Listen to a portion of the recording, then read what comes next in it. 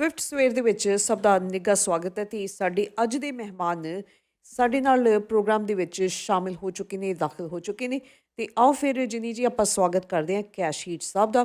ਤੇ ਤੁਹਾਨੂੰ ਦੱਸ ਦਈਏ ਕਿ ਤੁਹਾਨੂੰ ਸਭ ਨੂੰ ਪਤਾ ਹੈ ਕਿ ਪੁਲਿਸ ਆਫੀਸਰ ਦੇ ਨਾਲ ਨਾਲ former minister public safety and solicitor general of PC ਰਹੇ ਨੇ ਤੇ ਹੁਣ ਰਿਚਮੰਡ ਦੀ ਕਾਉਂਸਲਰ ਇਸ ਵਕਤ ਉਹਨਾਂ ਦੀਆਂ ਸੇਵਾਵਾਂ ਨਿਭਾ ਰਹੇ ਨੇ। ਤੇ ਜਿਨੀ ਜੀ ਆਓ ਫਿਰ ਆਪਾਂ ਉਹਨਾਂ ਦਾ ਸਵਾਗਤ ਕਰਦੇ ਹਾਂ।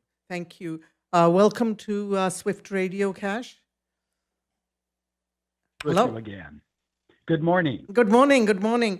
Cash, with your thank you so much for joining us. The staff here was saying, well, it's a bit early to phone him. And I said, the Cash I know has been up for hours. I was up at 5 o'clock this morning, Jenny. Well, I beat you to it, Cash, but that's okay. It's not a competition today.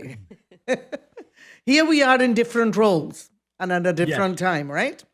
So but we a similar path, though, when you look at some of the stuff, Ginny. So very similar path. To say that. Yeah. Cash, you have so much experience from your time as in the police force, your time as Solicitor General in government, in charge of public safety.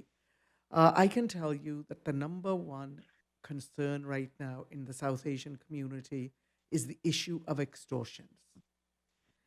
And it should be. It should be the number one concern because that's the issue that all of us are facing at this particular time. Is that an issue in the same way, do you think, for other parties besides the community itself? Well, let me tell you, we've long known about the extortions, especially in some of the visible minority communities.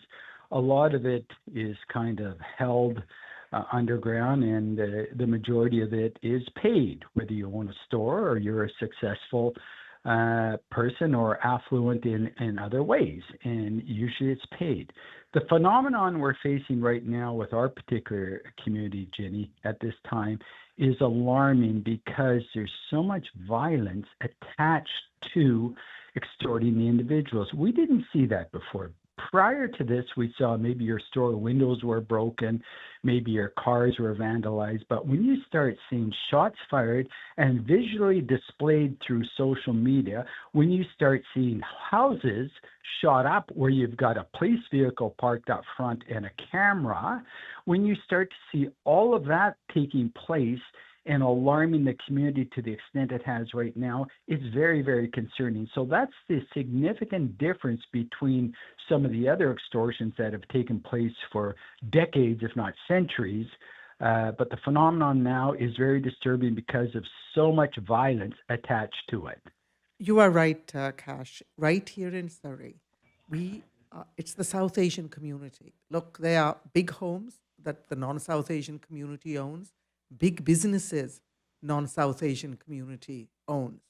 But the gun firing and the extortion, firing at businesses at first, but now it's gone into firing at homes and the burning of cars and all these things. And that is very, very alarming. And yesterday, as you know, the Surrey police picked up Gurdeep Shergill, and he was sent, he is being sent or has been sent to the Peel police force because he was wanted on a warrant, Canada-wide warrant for extortion and gun violence. So, this is so alarming for the people here. Let me just give you some numbers.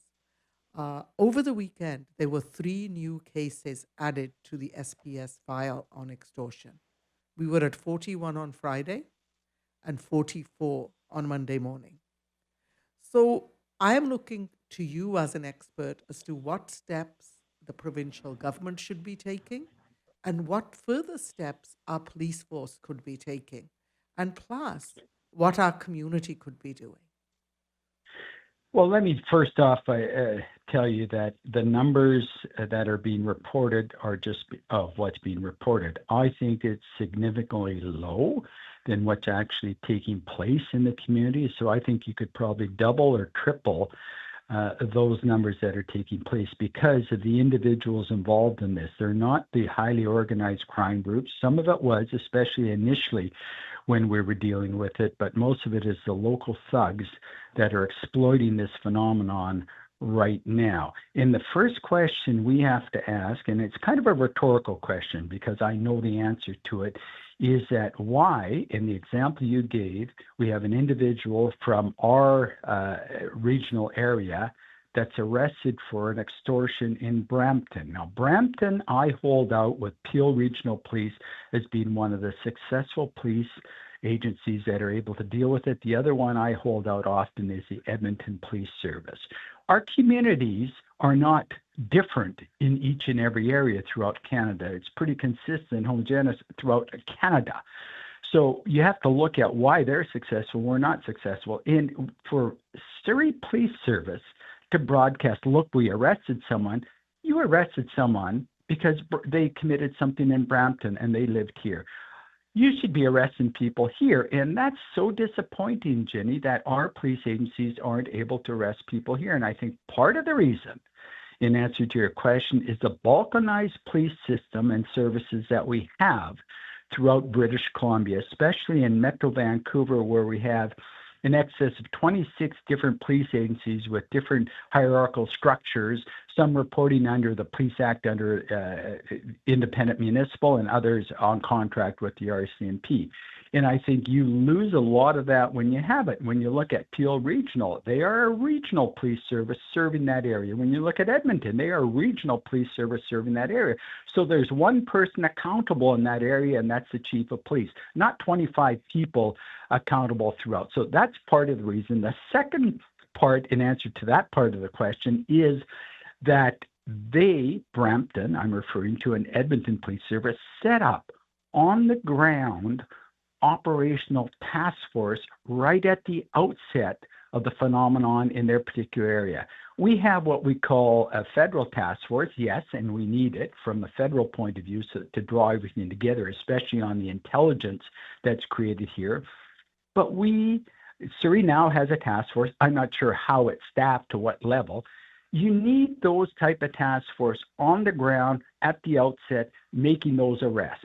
Now, what we have is we have politicians, and you asked about the provincial government, they're just pointing the finger at everyone else. They're pointing the finger at the court system. They're pointing the finger at, bail reform. They're pointing the finger at charge approval and all that.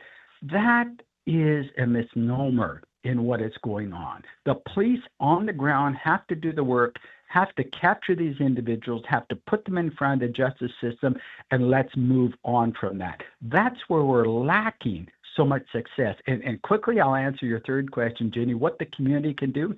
I can tell you what the community has done. Majority of them are paying it to these thugs. And I know people that have paid up to $5 million to the more organized crime groups in order to protect their family. And I know one example where someone just paid $500,000 to an employee that damaged his place, used to work for him, and said, give me some money or I'm going to, harm you and your family. And he had all the family members. So the guy paid $500,000 and the person just took off out of the country back to where he came from. So that's what we're dealing with. The number one thing is the community has to report this. Now, they don't have the credibility, the police organizations to take this. And that's where we've got to start to make a difference. But the community has to be very loud and very clear that they are very concerned with their safety, and the police have an obligation to protect them and deal with it. Cash, thank you. You've known me for a very long time, and I never go down this road, but I'm going to go down it today with you. The question that keeps coming up in my mind is because, when we've tried to talk about this with the police locally and with politicians, is that I feel it is not getting the same kind of attention it would be getting if it was happening in the mainstream communities. I'm being blunt, that there's part of it, they're doing it to themselves and they're doing it to each other. It reminded me of the debate I heard from a distance when I was not living in Surrey and not living like in the South Asian community, when you would say, yes, they're just shooting each other, it's the bad guys taking out the bad guys, let them do their work. But these extortion cases are hitting the community in a different way. They are feeling abandoned. And I talk to businesses who say, yes, we've reported. We keep being told to report. We report, and then we hear nothing. And Yes. then we are left to think, what do we do?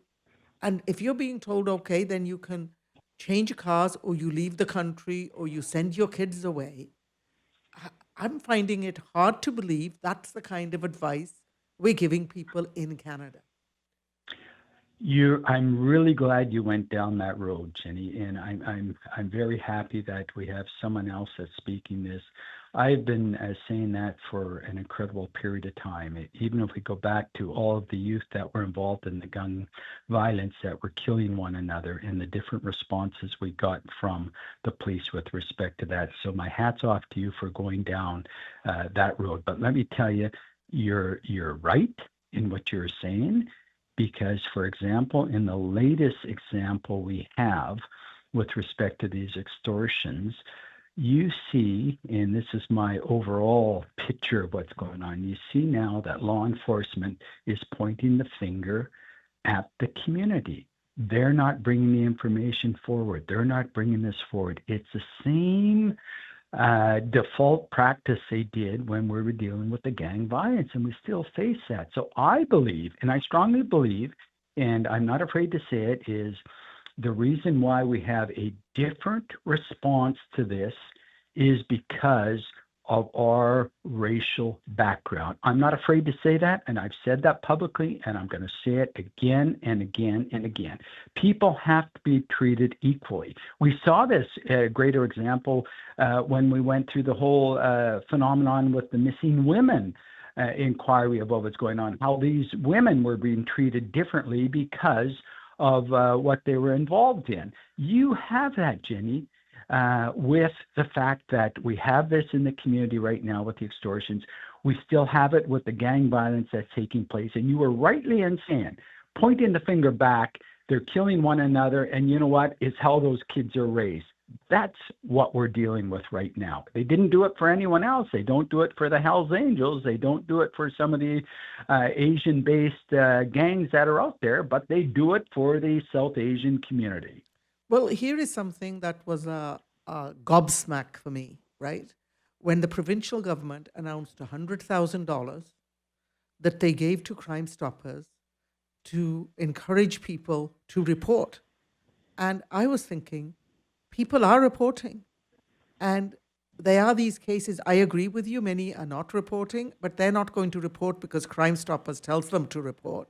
But many are reporting and they're very, very worried. And the response seemed so, well, let me say, underwhelming to a very, very serious issue. You're correct. And let me give you an example where someone paid $3 million to the extortionist. And this was more of an organized extortionist. When the person was first approached through a phone call by an individual that was eventually asked for money, he was befriended, and he was very concerned with it. He tried to report it on 3 different occasions to the police, 3 times in Surrey, okay? He even went there and waited there for 3.5 hours, and nobody came to talk to him. And he had graphic pictures of how his kids were going to get killed, how his grandchildren were going to get killed, and he ended up paying. So when we don't have those clear communication lines between the community and the police for them to come forward, I don't care if you offer $200,000, $300,000, it's not coming forward. And really, when you look at that Crime Stoppers reward, what they're trying to do is get suspects turned in suspects, because people that are affluent, that have been extorted, whether they're affluent or not, you're right. They don't care about collecting the money or all that. They care about their safety and taking care of their family. Thank you so much, Cash, for your, as always, very direct answers, and always much appreciated, and your passion for the community and for policing. I have one more question for you that's not related to this. Yesterday, we heard that a long-serving, 25-year long-serving mayor of Richmond is not going to be running in the next election. And the kind of speculation out there was, is Cash Heed going to throw his name in the hat? Let me answer that for you, Ginny, because no final decisions is made. The final decision that has been made is that I'm going to be running in 2026 for Richmond City Council. What that position is, whether it's for a councillor or the mayor, has not been decided. I will come up with a decision later in the fall. However, whatever I run for, whether it's a council or the mayor's position, something consistent comes from me, and that's what needs to be done. What are the priorities? And the priorities are public safety. The priorities are accountability and integrity in government. The priorities are making sure that we're transparent in what we are doing and that we contain taxes. So whether I'm the mayor, whether I'm the councillor, whatever I'm going to run for, those are consistent philosophies that I have on any elected politician in local government, especially in the day and age right now where we're dealing with extensive deficits at various levels of government, and the fact that we've got so much we need to do to make sure our communities are protected, they're livable, people can work in them, and they don't have to worry about some of the crisis going on our streets. Thank you so much, Cash. I look forward to your announcement.